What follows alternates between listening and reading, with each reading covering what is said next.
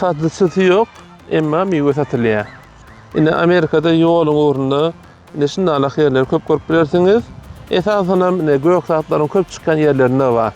Ine bizim ne çağla bilen ne gedilen jeýdemizde ýoluň uğruna durduk. Iki ýer aýry ýerde durduk. Ine şu ýerde ne şeýle pulny ýere tölenýär, bahat nähilli, haýy şertler bar. Olar ýazgyldy şu ýerde barýarsyňyz, alýarsyňyz umman alanda. İkinci videomda da görýärmi, aňardan öz baglaryndan çykartdyrylar, getiripdirler. Ine şunda bolsa ine şu çağlaganda bir ak paket bardyr. Kagazdan şu paketde şu ýerden islenmeýän gaşdyrma bolýar. Umman alanda bahasy $5 bir paketin bahasy. Ine pulam ine şu ýerde tölenýär. İsteseňiz ine nagt ine şu ýerde gutucuk başyna töläp bilýärsiňiz, isteseňiz de bu ýerde QR kod ady bar. Şu ýerde online töläp bilýärsiňiz. Örengi metodika men umman talip wagtym Türkiýede okaýakam.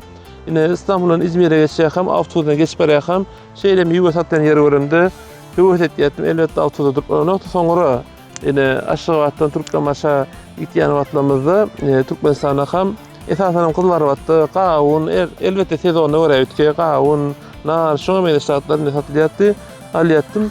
Bir ören gowy bahalar belki arzandyr, belki deňdir bilemok. Ýöne şeýle alanda ýol uğrundan bir adamyň öz başyna gyzygy bar. Bizem bunun Amerikada tecrübe gördük. Ýöne esas tapawut berdi. Satyjysy ýok.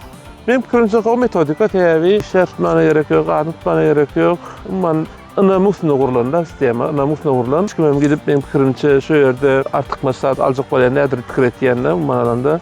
Elbetde o ýerde kameranyň suraty bar, ýöne kameranyň şu ýerde goýulyanyny batamak.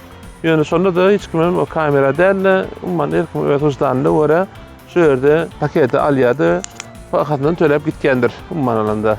Ne o metodika paýlaşaýan edim.